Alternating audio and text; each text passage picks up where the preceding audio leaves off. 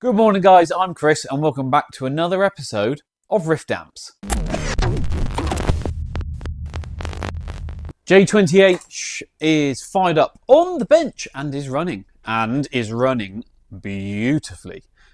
Super quiet. I will do some sound samples at some point, either this video or next, but it's just burning in now. We do need a new set of 6L6s. These are quite worn, so we're going to put a nice set of something or others in there just to do that. But it is up and running. It is performing as it should. It's fantastic. It's really, really happy, and I'm sure you can agree the chassis looks much nicer. So that's your output sine wave. It's doing 15 volt, 14.8, 15 volts into 8 ohms, which is 28 watts. I'm very pleased with that. So yeah, there we go, up and running. Everything works as it should. So there's not really much more to report. Once it's finished its initial burn-in, going to stick another set of 6L6s in, as I said. We'll soak test those, make sure all is good, install this back into the cabinet, and do the final prep on that. And then the customer can have it. It's done. Oh, I've got to put the knobs back on as well. I haven't put those on yet. But yeah, it's been really fun. I've thoroughly enjoyed this, and it does sound good as well. So when it's all back together, I will show you what it sounds like through the speaker in the cabinet, which is the. It's not the Celestian Blue, is it? It's the Taden. The Ace 25, I want to say, or was it the Ace 50? I'll have to have a look, but yeah, cool. J28 looking and sounding fantastic. Ains is here. We're just signing off another, there he is, look, another Ainsley Sig up on the bench. We've got it plugged into his signature amp, because we always test through the speaker that he takes out on the road. So that's what we're doing. How's it sound? Really good. Yeah. Really one good. thing we're doing today, which I'll demonstrate shortly, is I completely forgot about this, but Ains always boosts the front end of the signature amp with, what is it, a free the tone? It's called a final booster. Final. Yeah, and it's just, I mean, I know everyone talks about transparent boosts, but this one is like, it's the clearest. It just sounds like the guitar and the amp, but just a bit more of it. Yeah. It's not adding any frequencies. It's not taking any away. It's just, it is about as transparent as I've ever tried. Cool. And I have that on, kicked in all the way through a gig. At the minute, it's switched off. So this is literally just guitar and amp. But so you also, the way you set the amp up is you run the preamp gain quite high. Yeah, I mean, I have the amp set quite gainy and quite highly strung. Yeah. There's a lot of signal on the front end, and then I'm pushing that even harder with the pedal.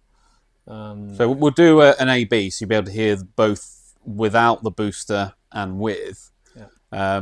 But it's a great example of what happens if you really slam the front of an amp, but also if you do that, but then roll off the guitar volume, how the clarity remains.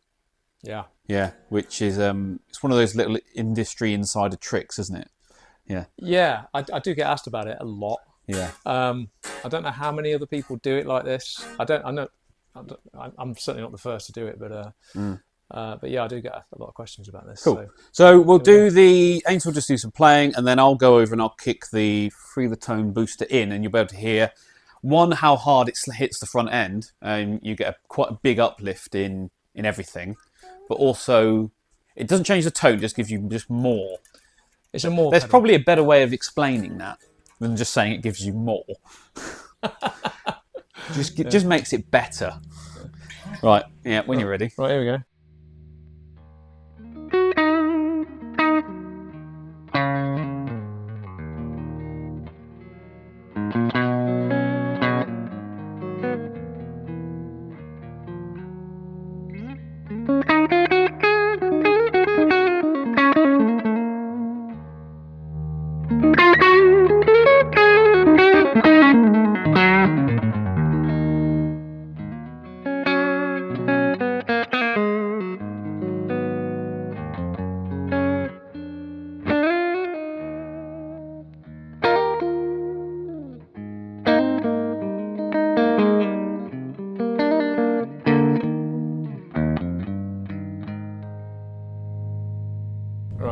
So that's the guitar on about 7. I'm gonna put the guitar on 4 now.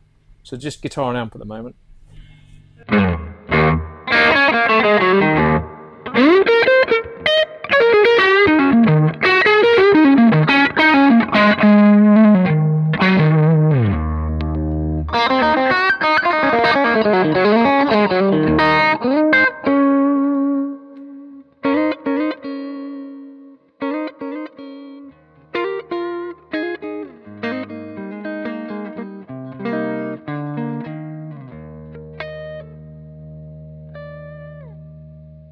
So that's just guitar and amp. And then we've got the Free the Tone final booster, and it's set at roughly 2 o'clock. Yeah.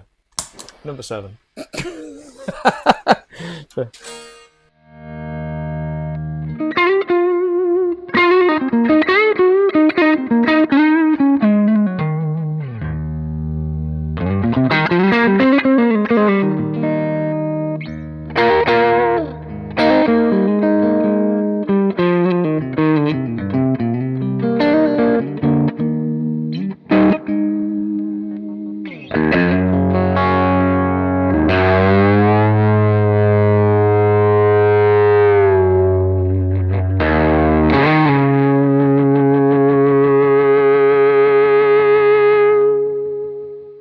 So that was up to 10 on the guitar.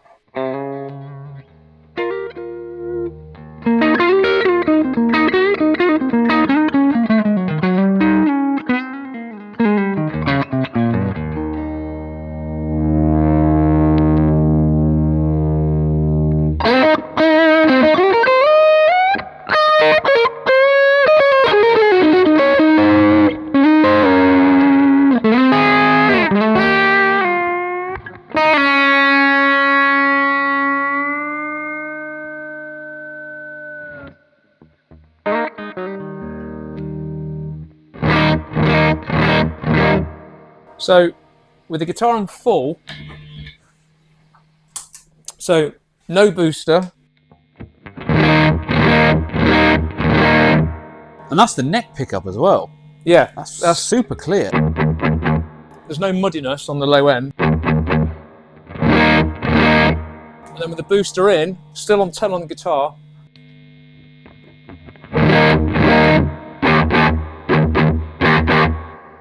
Still got like loads of snap on the bottom end on the neck pickup. There's no muddiness, but you get this kind of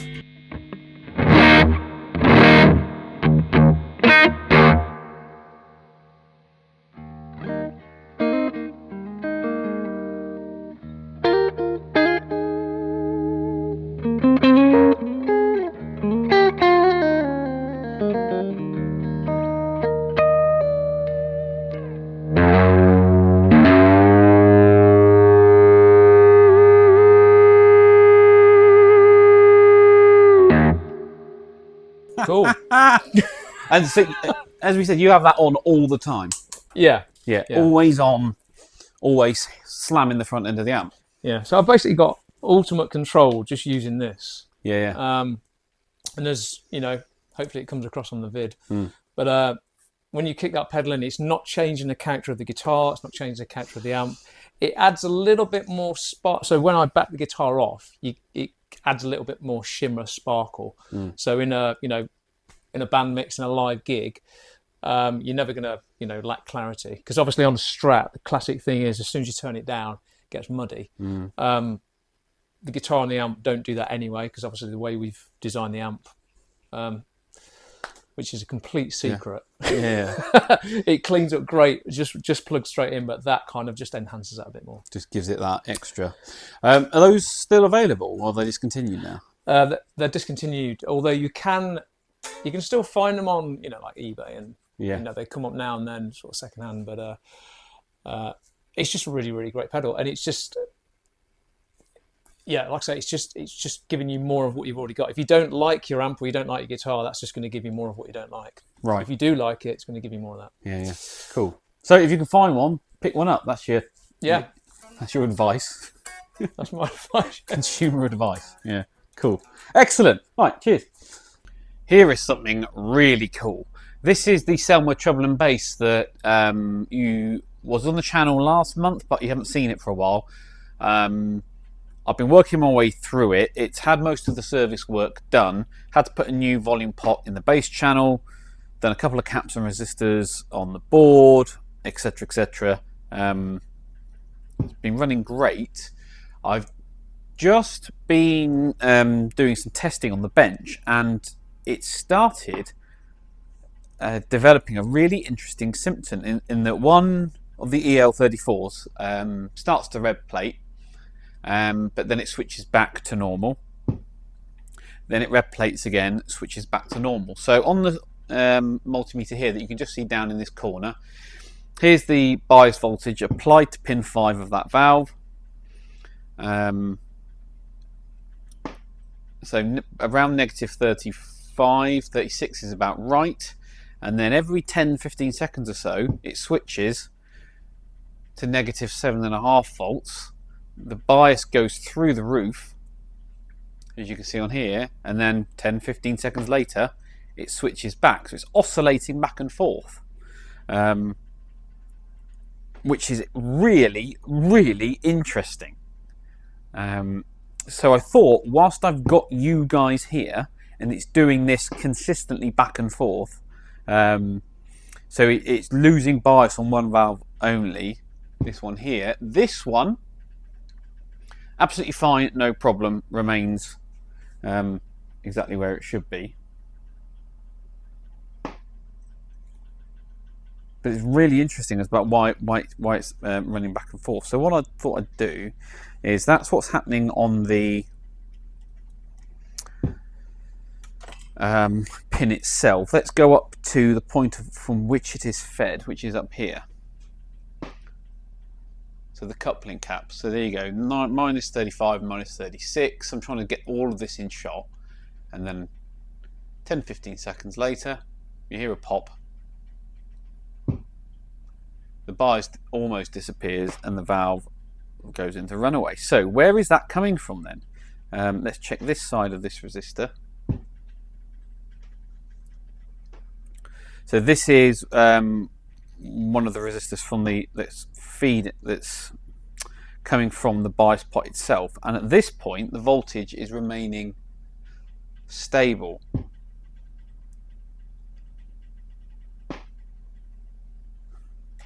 We'll just check the other side.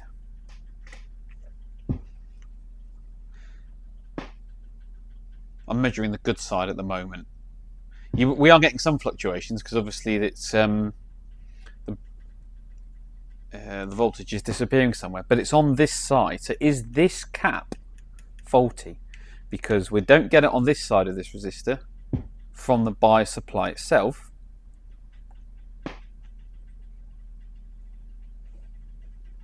We do get it this side. There you go, it changes again, and it's going back and forth. So the only thing it could be is this cap failing. So amp off, grab the discharge cable, discharge the amp, make sure it's safe, do it there. I'm going to swap that cap out in one unedited shot so you can all see what's going on. We will stick another, what was it, 47 nanofarad? Yep, another 47 nanofarad cap in.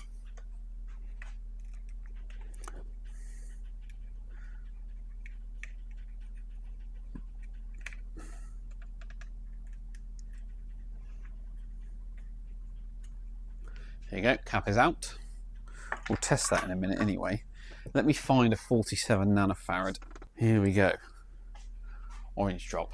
This is just for testing purposes, don't worry, it's not going to be a permanent install. We will put something more appropriate inside the amplifier.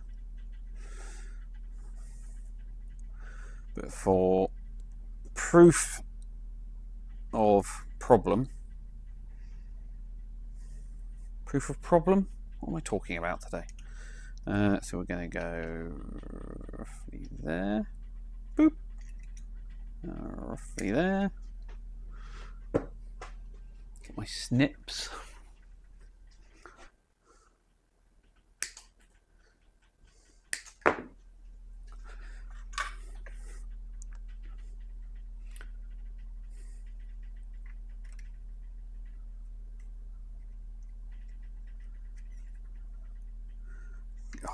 do look ugly, don't they?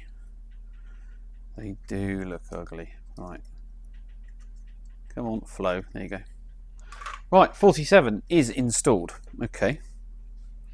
Red test lead on the meter, on the pin. Can you still see everything? You can. Restriction mode first. Get you off. No major shorts. Full voltage. Let's see if our oscillating bias voltage remains or disappears. Well, what's changed now?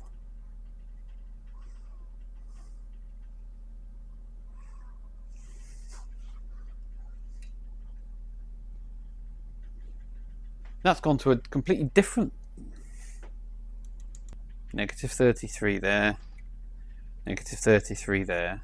Negative 33 there. Negative 7 point... What? This is...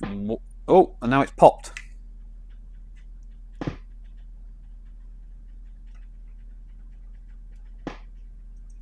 There you go, our bias voltage back. It's still oscillating. There you go. Wow! What is causing this? You see it? It's still doing it. Popping back and forth. I love stuff like this. Stuff that you can't easily explain.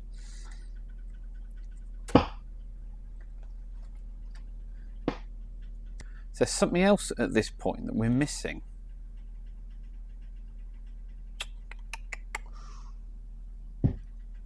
It's still jumping back and forth, look. I know he's modified the bias supply, hasn't he? But we know the bias supply is stable on that side of those resistors. Is it? Let's double check. So from my bias supply, negative 38.4, which is this one. Oh, I see how they've done that. There you go, it's just gone again. That's amazing. So on this side, it remains stable, but this side, it is dodgy. There it's good, but this side, it's not. So the only thing between this point here and the pin is that resistor there, but it's happening this side of the resistor. Behave.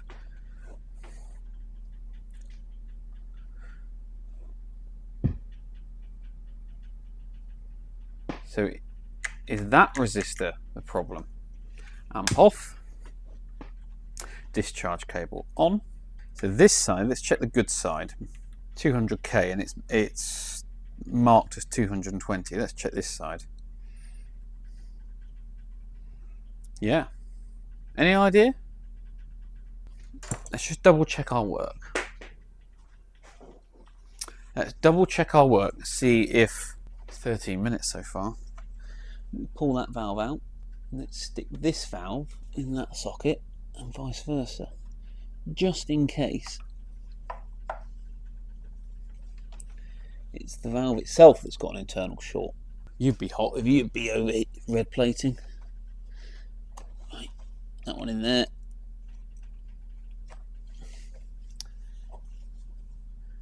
This one in here. There you go. Right, okay, valve swapped. Stick you back on there. So we've now got a voltage reading. Can we still see everything? Yes, we can. Discharge cable off.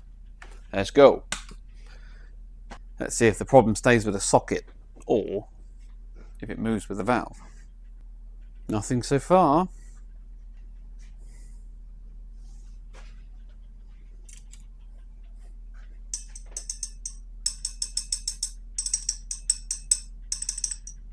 Right, I'll leave it running and monitor it and see what's going on. No issue whatsoever. It's been running absolutely fine. So what I'm going to do now is I'm going to swap the valves back and see if the problem returns. But this is really fascinating. I love stuff like this.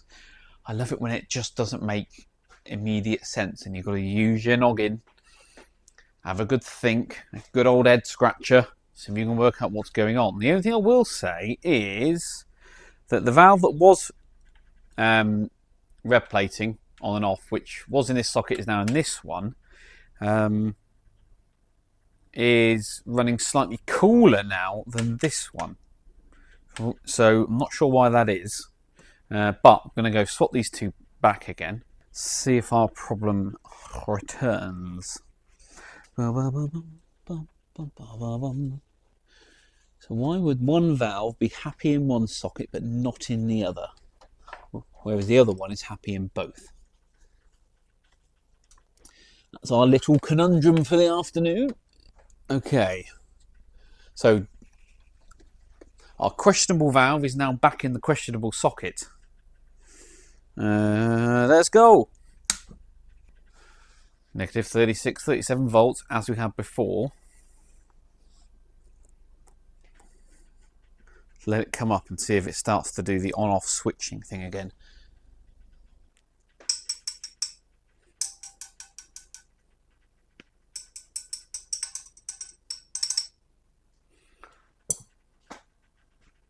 Okay, I'll run it, see what happens, and I'll come back and report. Well, it's absolutely fine, which absolutely does not make sense. The only thing I do wonder, I am going to pop this Weimer cap back in, by the way, so yeah, well, I will do that. I just wonder if sometimes the CompuBias causes problems. I need to do more testing with it, but I just wonder if I install the valves in the amp without the CompuBias and just measure that bias voltage, we'll see what's going on. But I wonder if one of the probes has got a problem or something along those lines. But whatever it is, I do need to get to the bottom of it. Just doing a bit of chassis work, marking, drilling, enlarging. Somebody asked in the comments section how I actually do it. Well, you see me all mark them up. I then start with pilot holes. So I'll drill all these out in pilot holes. Then I've got a series of both metric and imperial step drill bits, which I use to enlarge my round holes to whatever size they need to be. So most of them are metric, apart from the Belton Novel sockets, the preamp sockets, which are 3/4 of an inch. So I've got a 3/4 of an inch bit that does those, gets those all the way through, nice and easy. Blah blah blah blah blah. Got a very high quality metric one here. It just doesn't blunt, this one. I don't know why. It's amazing. Anyway, never had to replace it. So I do that. Square holes, I got my punches, plural, which again I've shown on the channel before. So this is the one I use for IEC sockets. Punches out the rectangular hole for that. For transformers, usually I use stand-up transformers. So, for example, I mean, we're mainly talking about mains transformers here, aren't we? So, I'll shunt those up there, give me some space. So a stand-up mains transformer doesn't then need a hole in the chassis for a drop through, but on some models like the Americana or my PR range, I buy chassis in that have either got the transformer cutout already done, and then I could just add my own holes, or on the PR chassis, I'll grab one. These ones are steel, so they already come, most of them pre-punched. This is my template chassis, but most of them come pre-punched, ready to go, and then I can just add whatever holes I need. But on my own custom designs, as I said, I usually, 9 times out of 10, 99 times out of 100, I'll just use stand-up transformers to avoid me having to get a transformer cut out done in the chassis. if that does need to happen, I go up to a local machine shop. He does it on his mill, and it's perfect, including the radiused corners. So that's the way I do it. But I try and just keep things easy. It's often with blank chassis stuff, just use a stand-up transformer. Whenever you order a set of transformers, you usually get an option whether you want drop through, frame, or stand up. And usually, if I've got enough cabinet space and stuff like that, my preferred option is a stand-up unit. Right, a bit further down the line, the Weimer cap is back in. The problem returned.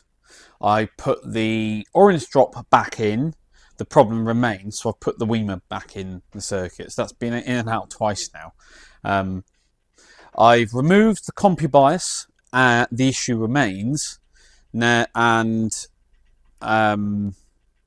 So I thought what I'll do now is just go double check my work, go back over what I've done, because sometimes, you know the old phrase, you can't see the wood for the trees. Sometimes you've made an assumption, or you're thinking too deeply about something when the problem could be quite simple. As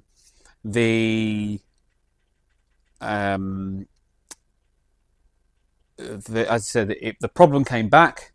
So the valves, the dodgy valve in what I assumed was the dodgy socket, the problem was there. I've just swapped them over, just to take them back into those sockets without the CompuBias. So now the dodgy valve is in what I assume to be the good socket.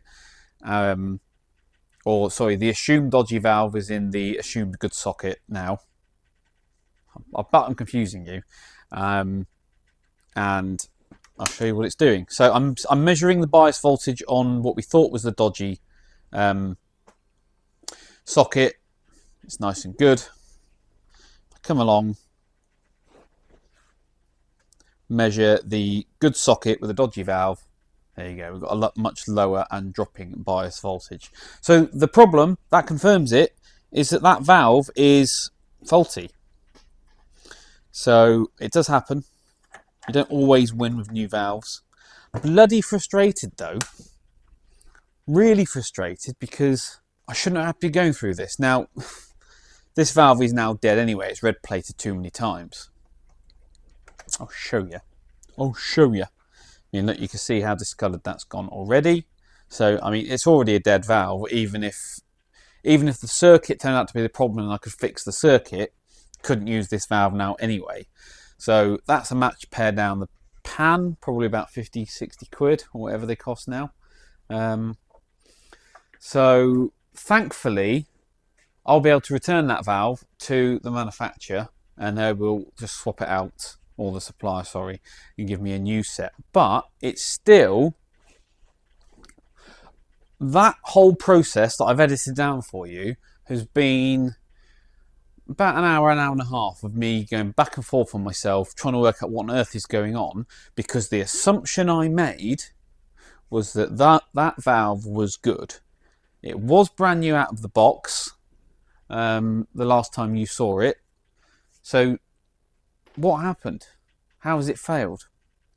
Now, what I've also got to do, just to be sure, is double check the circuit, double check everything, go through everything again, because what I don't want to happen, even though I've confirmed it's a dodgy valve, is I don't want to put a new set of valves in and there be a second underlying problem that will then destroy another set of valves.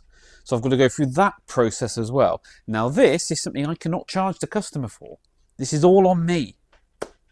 So I've now put myself in a bit of a bad mood. And I was just singing the praises about JJ valves, wasn't I? Anyway, right, let's put a new set of valves in. Brand new out the box. I've had such a good run of luck with JJ EL34s. Right, another new set. Brand new. Red markings. They haven't gone brown. That's the cooked one. Move that out of the way. This other one would be good to keep as a spare, so I will be able to use that in something. Probably one of my own pieces of kit. New set going in. Pins all nice and clean. Okay, are we good to go? We are good to go. We're measuring voltage on that pin. Restriction mode, let's go.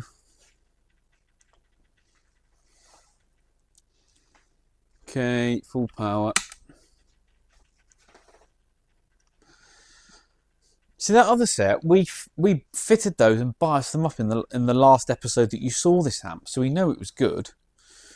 Right, we've got negative 37 on that side and negative 37 on that side. Negative 37.4. Tell you what, let's just get rid of that test lead. Negative 37.6 on 5. Negative 37.5 on back on this side. Negative 37.5. Right, they're equal. Okay. Right, now going to soak test this thing again. Make sure it's all good. Come back checking everything periodically. Make sure it's all good. But I'm nearly done with this amp if I can just get this last hurdle. Oh. I think I can hear a squeal.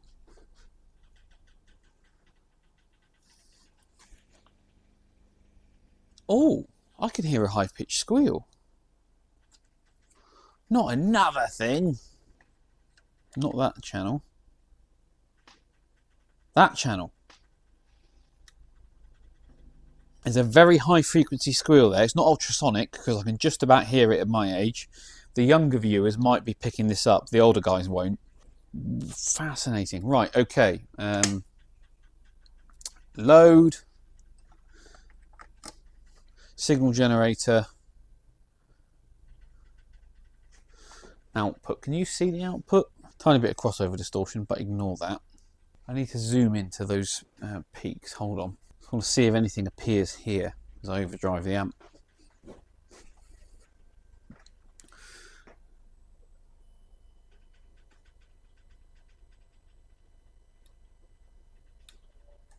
No.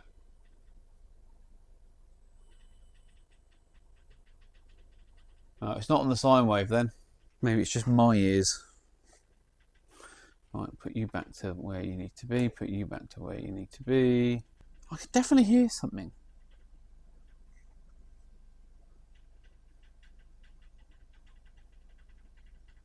Anyway.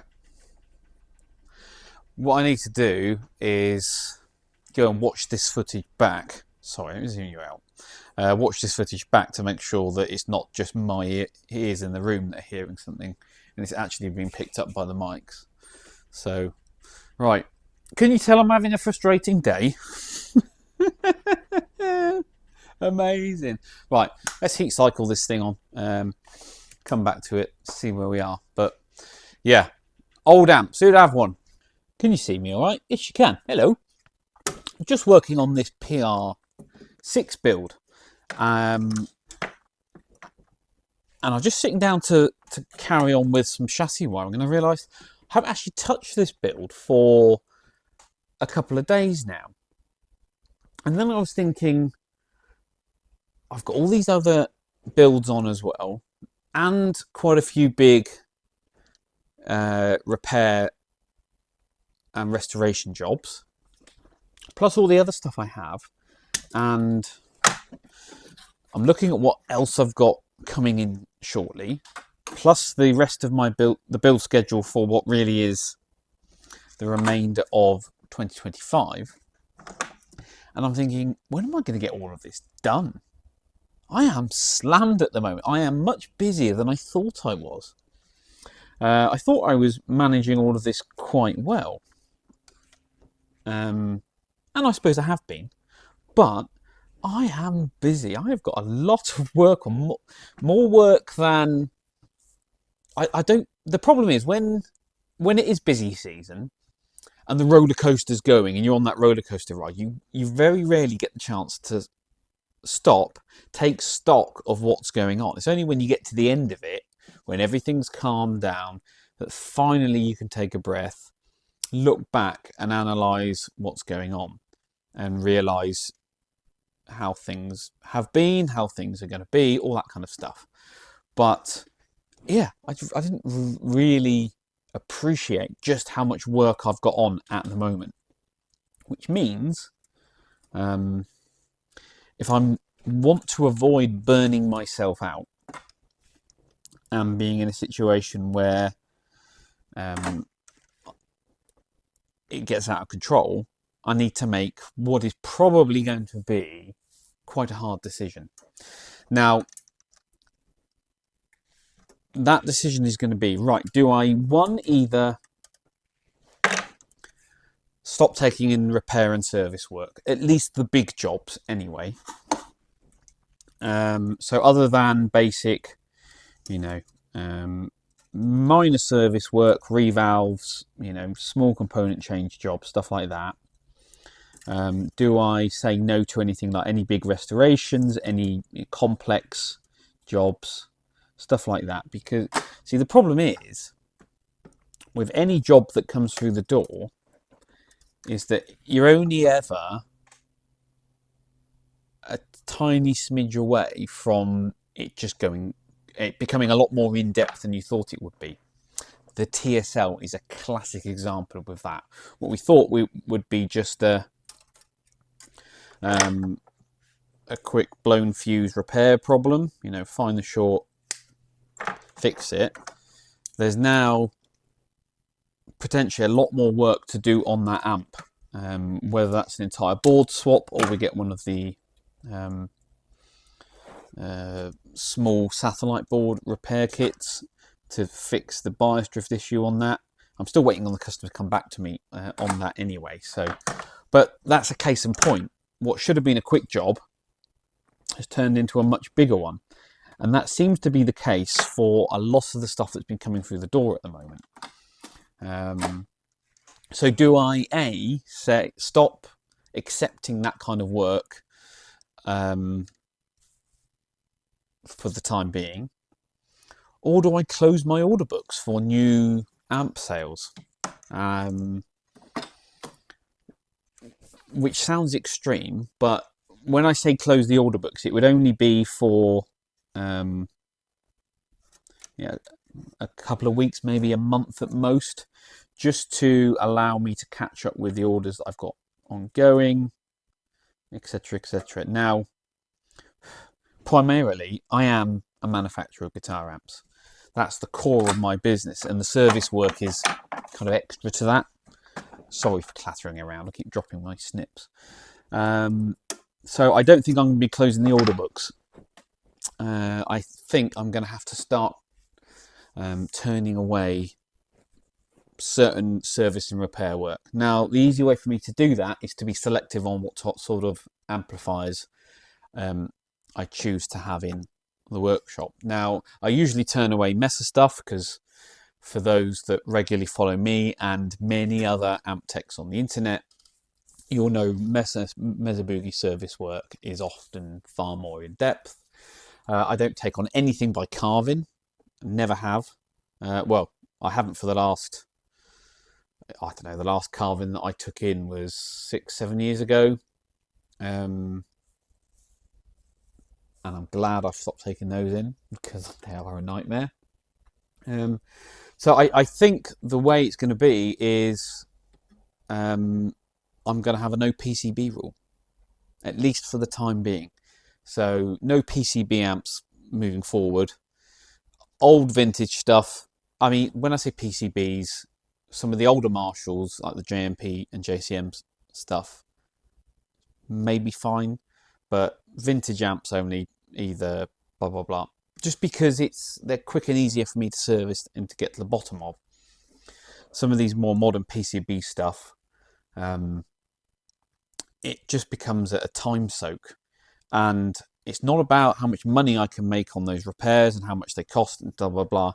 It's just that when I'm doing that, if I budget, 3 hours to do a repair on something and it ends up being 6, well, that's pushes everything else down the line, doesn't it?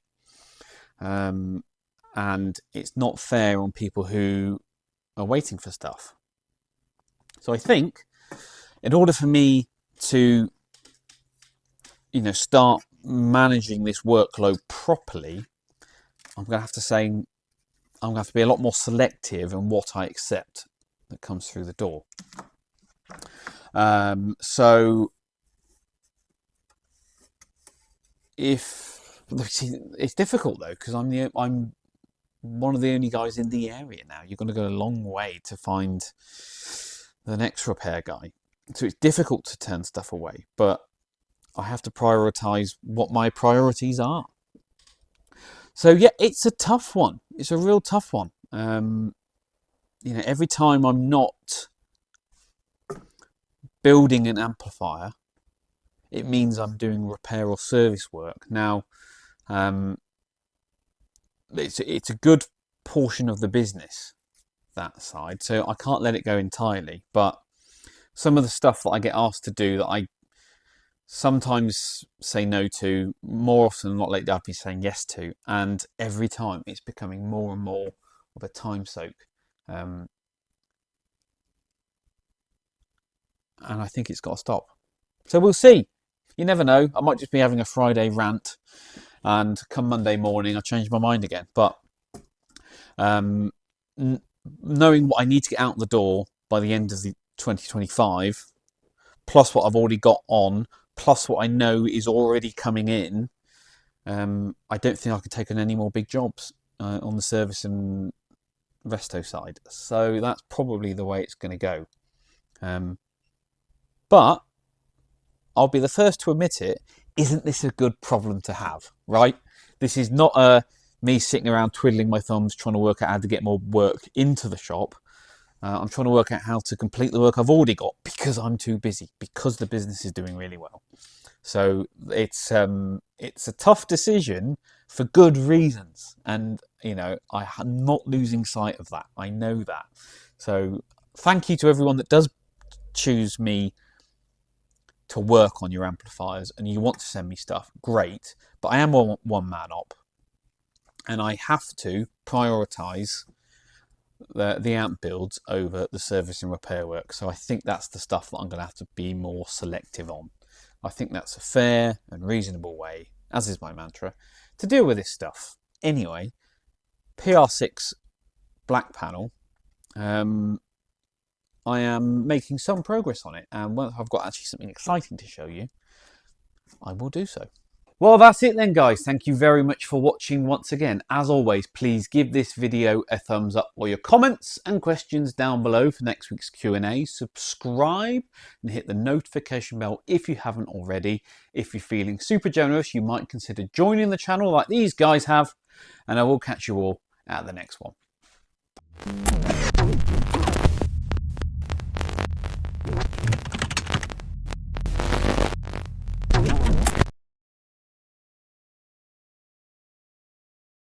What we're doing here then? Well, clearly I've been watching a lot of Big Clive. Anyway, this one is actually for Sol, because we were talking about this in the van when we go racing, is how much coffee do you actually get in your Costa coffee cup? The reason we were talking about this is you always see these influencer videos where they fill up a medium, they then get the large, and they pour the medium into the large and it goes to the brim. Now clearly it's a trick, but it does make you wonder what actually is the capacity of these coffee cups. So what I've got today, I want to make sure I get these all around, yep, is these are the two sizes that you can get from the vending machines, the regular and the large. You see those? There they are. Clearly two different size cups, right? But they both use the same size lid. The opening at the top is the same size.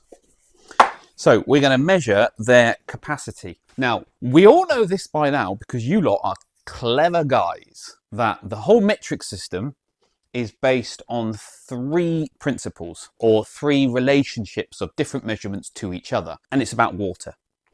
And the metric system says that 1 litre of water weighs 1 kilogram, and that's the equivalent of 1 metre cubed in volume. So you can then scale that down to say, well, 1 millilitre would be 1 centimetre cubed. That would weigh 1 gram.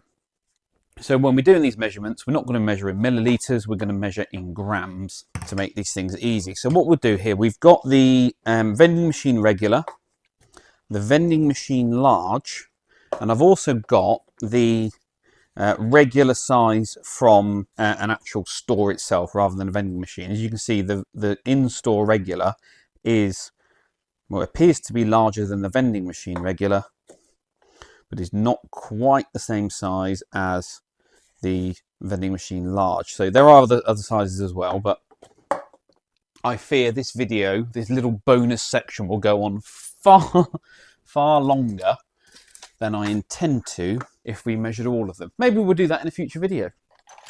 So I've got my scales here. Now these are only accurate to 1 gram anyway. So we'll start with the vending machine regular. We'll carry that. Just let it calibrate. We're in grams. Now I'm not sure to which point we're going to fill these. Do we see just how much we can get in? I think why not? Should we try that first? See if we can measure total capacity. Place your bets now.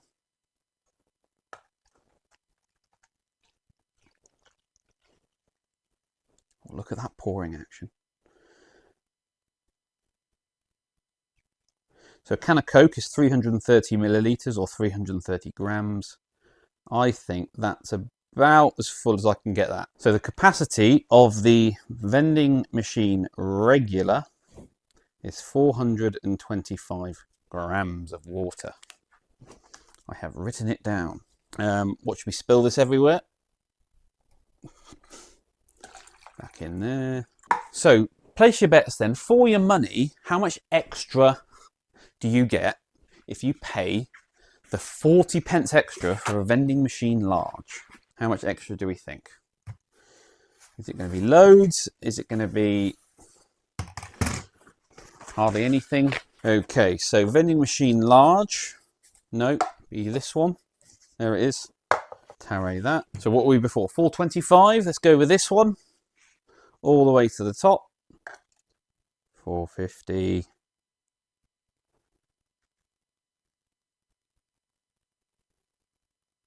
There. I would say I'm going to be generous, because you know I am. We're going to call that vending machine large. We'll call that 515 because I know I've creased that cup slightly there. So there's probably a little bit of capacity lost in that. Right, this is going to go everywhere again because we know I can't do this. Oh, that was better. Okay, and finally, this is the regular that you get from, oh, I've changed the, this is the regular that you get from in-store. So if you actually go into a Costa Coffee store, this is the size you'll get. So we're going to call this the store reg. They might even call it a medium.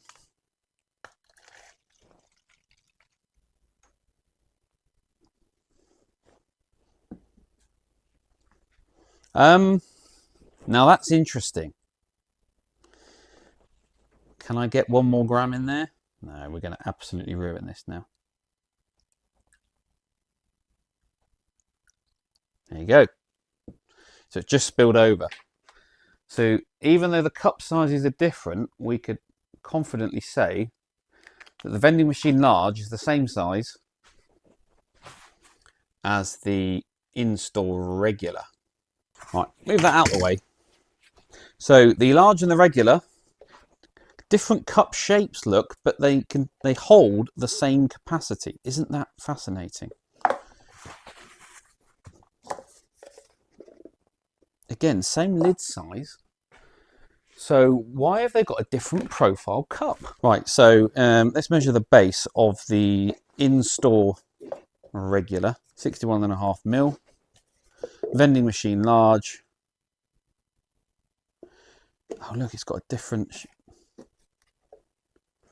Oh, do you know what? Do you know what? I've just spotted it, look. The cup is the same size. It's just that the vending machine large has a taller...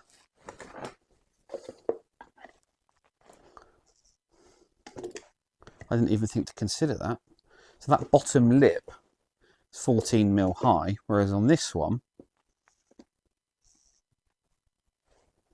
it's 8 mil. So it is the same cup, but they just put a taller base stand on it. Do you see that?